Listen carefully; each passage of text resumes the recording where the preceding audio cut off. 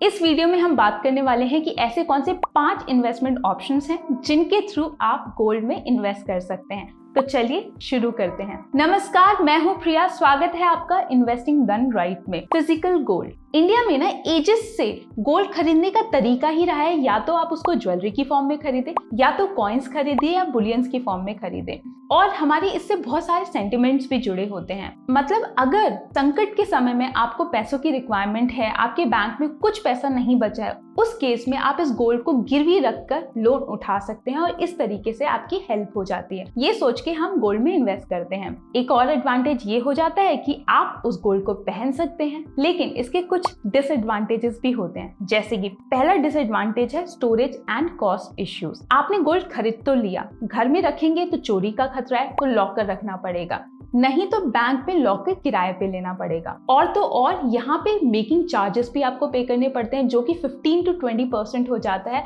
जो कि एडिशनल होता है। दूसरा, इम्प्योरिटीज का खतरा होता है। जैसे कि अगर आपका फैमिली ज्वेलर है, उस पे आपको भरोसा है तो ठीक है, लेकिन अगर किसी रैंडम ज्वेलर से आपने खरीद लिया तो वहां पे इम्प्योरिटीज के चांसेस बहुत होते हैं। आपको बेचा तो जाएगा कि ये प्योरेस्ट फॉर्म ऑफ गोल्ड है, नहीं तो नहीं। ज्वेलरी की फॉर्म में गोल्ड को खरीदते हैं तो वो 22 कैरेट या उससे लो में होता है। बेचा जाएगा 22 कैरेट बोल के, लेकिन जब आप बेचने के लिए जाएंगे तो ज्वेलर बोलेगा कि ये तो इम्प्योर है, 18 कैरेट है। तो उस केस में आप क्या करेंगे? तो इस तरीके के रिस्क हो जाते हैं जब आप फिजिकल गोल्ड में इन्वेस्ट करते हैं। तीसरा जो डिसएडवांटेज होता है वो होता है कि यहाँ पे कोई इंटरेस्ट नहीं मिलता। मतलब गोल्ड में भी इतने तरीके के इन्वेस्टमेंट ऑप्शंस अवेलेबल हैं जहां पर घर बैठे बिठाए आपको इंटरेस्ट मिलता रहे। यहाँ पे आपको कोई इंटरेस्ट नहीं मिलेगा क्योंकि आपने फिजिकल गोल्ड खरीदा है, तो उस पे आपको इंटरेस्ट कहाँ से मिलेगा। फोर्थ डिसएडवांटेज होता है कि आपको यहाँ पे एडिशनल 3% GST पे करना पड़ता है। अगर आप गोल्ड को एज अ इन्वेस्टमेंट करना चाहते हैं और फिजिकल गोल्ड खरीदना चाहते हैं, उस केस में आप गोल्ड बार्स में इन्वेस्ट कर सकते हैं, क्योंकि वहां पे प्योरिटी गारंटीड होती है। बस वहां पे 3% का आपको GST पे करना पड़ेगा। लेकिन अगर आप ज्वेलरीज में इन्वेस्ट करना चाहते हैं तो उसको आप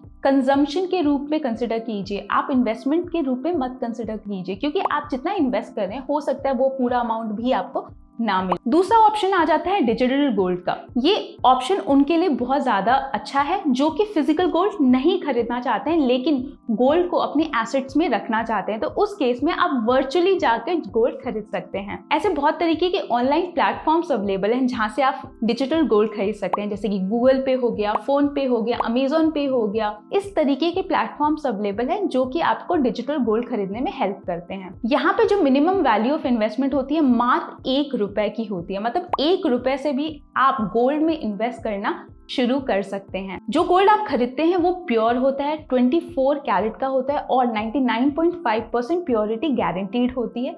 यहाँ पर आपको टेंशन लेने की कोई जरूरत नहीं है, क्योंकि आप जहां से भी खरीदते हैं उनको सर्टिफाई किया जाता है by licence government agencies. Last but not the least, अगर आप वर्चुअल गोल्ड खरीदते हैं और आप उसको फिजिकल में कन्वर्ट कराना चाहते हैं, आपको फिजिकल गोल्ड की रिक्वायरमेंट है, वो भी आप यहाँ पर करा सकते हैं। बस एक कंडीशन होता है कि यहाँ पर आपको मिनिमम 0.5 to 1 ग्राम का गोल्ड में इन्वेस्ट करना होगा, क्योंकि उतने में तो आपको एक गोल्ड कॉइन मिल ही जाएगा। अगर आपको ऑनलाइन लोन लेना है तो आप डिजिटल गोल्ड को एज अ कोलैटरल यूज कर सकते हैं। यहाँ पे जो स्टोरेज कॉस्ट होता है वो भी बहुत ही मिनिमम होता है। डिसएडवांटेजेस ये होते हैं कि यहाँ पे मैक्सिमम इन्वेस्टमेंट पे कैपिंग है, 2 लाख रुपए से ज्यादा आप इन्वेस्ट नहीं कर सकते हैं। इसके अलावा यहाँ पे रेगुलेटरी बॉडीज अवेलेबल नहीं है, जस्ट लाइक म्यूचुअल फंड्स जो कि रेगुलेटेड होते हैं बाय सेबी। तो यहाँ पर डिजिटल गोल्ड के केस में कोई भी रेगुलेटरी बॉडी अवेलेबल नहीं होती है। थर्ड इज गोल्ड ETFs, जिनको हम एक्सचेंज ट्रेडेड फंड्स भी बोलते हैं। यहाँ पे म्यूचुअल फंड्स के जैसे ही पूल ऑफ मनी को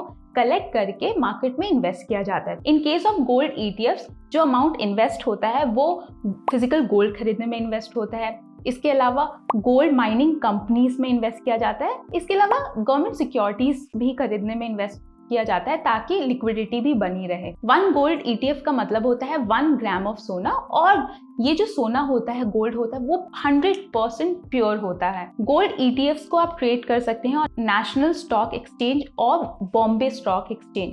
यहाँ पे ट्रेडिंग करने के लिए मैंडेटरी होता है कि आपके पास डीमैट अकाउंट होना चाहिए, और यहाँ पे कंप्लीट ट्रांसपेरेंसी मिल जाती है। मतलब ऐसा नहीं है कि बीच में कोई एजेंट है जिसको कमीशन पे करना पड़ रहा है। आपको बस अपना डीमैट अकाउंट खोल के आप डायरेक्टली ट्रेड कर सकते हैं। कंप्लीट ट्रांसपेरेंसी होती है क्योंकि आप देख सकते हैं कि गोल्ड के प्राइसेस क्या चल रहे हैं, उसी प्राइजेस पे आप ट्रेड कर सकते हैं और गोल्ड के ETFs को परचेज कर सकते हैं। यहाँ पे जो आप डीमैट अकाउंट खोलते हैं वहाँ पे जो ब्रोकरेज और कमीशन फी होती है वो बहुत ही लो होती है, तकरीबन 0.5% तक होती है। किनको गोल्ड ETFs में इन्वेस्ट करना चाहिए? उन इन्वेस्टर्स को इन्वेस्ट करना चाहिए जो कि फिजिकल गोल्ड खरीदना नहीं चाहते हैं, जो कि उनके स्टोरेज के झंझट में नहीं फंसना चाहते हैं, लेकिन स्टिल वो गोल्ड को अपने एसेट्स में रखना चाहते हैं, तो वो लोग गोल्ड ETFs में इन्वेस्ट कर सकते हैं। इसके अलावा वो लोग जो कि अपने बच्चों की शादी के लिए इन्वेस्ट करना चाहते हैं कि जब उनकी शादी नजदीक आए तो उस समय में उनको गोल्ड खरीदने की जरूरत ना पड़े, वो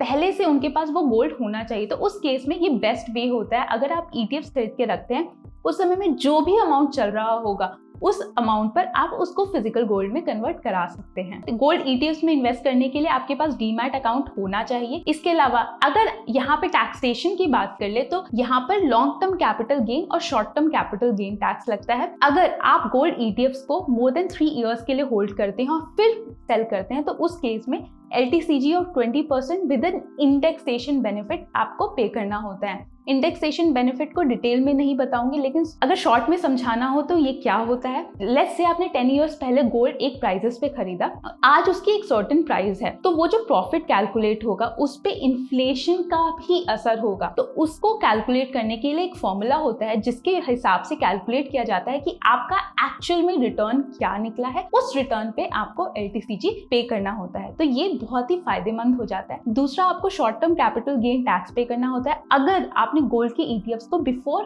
3 इयर्स बेच दिया, और वो आपके करंट टैक्स स्लैब के हिसाब से लगता है। गोल्ड म्यूचुअल फंड, अगर आप डीमैट अकाउंट के झंझट में नहीं फंसना चाहते हैं, आप डीमैट अकाउंट नहीं खोलना चाहते हैं, उस केस में आप गोल्ड म्यूचुअल फंड्स में इन्वेस्ट कर सकते हैं। बेसिकली यहाँ पर होता क्या है कि जब आप गोल्ड म्यूचुअल फंड्स में इन्वेस्ट करते हैं तो उस पूल ऑफ मनी को गोल्ड ETFs की परचेज करने के लिए इन्वेस्ट किया जाता है। तो इसको हम फंड्स ऑफ फंड्स भी बोलते हैं। यहाँ पे जो एक्सपेंस रेशियो होता है वो तकरीबन 0.5 से 2% का होता है। गोल्ड म्यूचुअल फंड्स के केस में एक्सपेंस रेशियो स्लाइटली हायर होता है as compared to gold ETFs, क्योंकि गोल्ड म्यूचुअल फंड्स इन्वेस्ट ही किया जाता है गोल्ड ETFs को परचेज करने के लिए, तो इसलिए गोल्ड ETFs का जो कमीशन चार्जेस होता है वो एड ऑन हो जाता है विद द म्यूचुअल फंड्स, इसलिए थोड़ा सा हाई रहता है। लिक्विडिटी बहुत ज्यादा हाई होती है, आप कभी भी गोल्ड म्यूचुअल फंड्स को बेच सकते हैं। और ये जो फंड्स होते हैं ये रेगुलेटेड होते हैं by SEBI, security and exchange board of India. तो आप रेस्ट एश्योर्ड रह सकते हैं अगर आप गोल्ड म्यूचुअल फंड्स में इन्वेस्ट करते हैं। टैक्सेशन यहाँ पर गोल्ड ETFs के जैसा ही होता है, जिसके बारे में हम ऑलरेडी डिस्कस कर चुके हैं। सॉवरेन गोल्ड बॉन्ड्स, ये जो गोल्ड बॉन्ड्स होते हैं ये इश्यू की जाती है by reserve bank of India और ये बैक्ड होती है बाय गवर्नमेंट ऑफ इंडिया। तो यहाँ पर जो प्योरिटी होती है वो गारंटीड होती है। ये जो इश्यू होते हैं बॉन्ड्स वो सीरीज में होते हैं, मतलब एक साल में reserve bank of India 5 to 6 series निकालती है। अभी जो लेटेस्ट सीरीज आई थी वो सितंबर के मंथ में आई थी। RBI की वेबसाइट पे जाकर आप उन सीरीज का पूरा डिटेल्स ले सकते हैं। मिनिमम इन्वेस्टमेंट यहाँ पर जो होता है वो 1 ग्राम ऑफ गोल्ड होता है और मैक्सिमम आप 4 kg ऑफ गोल्ड पर इंडिविजुअल का सब्सक्रिप्शन ले सकते हैं। यहाँ पर जो सबसे बड़ा बेनिफिट होता है सॉवरेन गोल्ड बॉन्ड का वो होता है यहाँ पर आपको कोई GST नहीं पे करना पड़ता है। इसके अलावा यहाँ पर आपको सेमी एनुअली 2.5% का इंटरेस्ट मिल जाता है। मैच्योरिटी के बाद में जो बचा हुआ इंटरेस्ट है, जो पूरा अमाउंट है वो भी आपको मिल जाएगा। यहाँ पे मैच्योरिटी पीरियड 8 इयर्स का होता है, लेकिन 5 इयर्स के बाद भी आप इसको सेल कर सकते। डीमैट अकाउंट बनाकर इन गोल्ड बॉन्ड्स को आप ट्रेड भी कर सकते हैं। इसके अलावा मैच्योरिटी पे जो अमाउंट मिलता है उस पे कोई टैक्स नहीं लगता है, ये इसका सबसे बड़ा बेनिफिट हो जाता है। यहाँ पर आप लॉन्ग टर्म में 8 to 10% के रिटर्न्स तो एक्सपेक्ट कर सकते हैं और यहाँ पर ऑलरेडी आपको 2.5% का सिंपल इंटरेस्ट तो मिल ही रहा है, लेकिन वो जो इंटरेस्ट आपके अकाउंट में क्रेडिट होता है वो टैक्सेबल होता है। जो भी आपका करंट टैक्स स्लैब होगा उसके हिसाब से आपको टैक्सेस पे करने पड़ेंगे। ये बिलो टेबल जो है यहाँ पर डिटेल्स हैं इस साल के जो 2 सीरीज अभी तक निकली हैं उसके डिटेल्स है। अगर आप अपकमिंग सीरीज के बारे में पता करना चाहते हैं तो आप RBI की वेबसाइट पे जाकर वहां से ये डिटेल्स फेच कर सकते हैं। आप सोवरेन गोल्ड बॉन्ड्स में कैसे इन्वेस्ट कर सकते हैं? बहुत सारे गवर्नमेंट बैंक्स हैं, प्राइवेट बैंक्स हैं, पोस्ट ऑफिस है, जहां पर जाकर सॉवरेन गोल्ड बॉन्ड्स खरीद सकते हैं। तो ये थे 5 इन्वेस्टमेंट ऑप्शंस जिनके थ्रू आप गोल्ड में इन्वेस्ट कर सकते हैं। आशा करती हूँ कि ये वीडियो इन्फॉर्मेटिव रहा होगा। अगर आपके कोई भी सुझाव हो तो वो कमेंट बॉक्स में डालकर आप मुझे बता सकते हैं। मैं मिलती हूँ आपको अपने नेक्स्ट वीडियो में। अगर आपने मेरे चैनल को सब्सक्राइब नहीं किया है तो प्लीज सब्सक्राइब कर ले, क्योंकि मैं पर्सनल फाइनेंस पे एवरी वीक 2 वीडियोस बनाती हूँ। अगर आप सब्सक्राइब करेंगे तो आपको मेरे नए वीडियोस की लेटेस्ट नोटिफिकेशन आती रहेगी।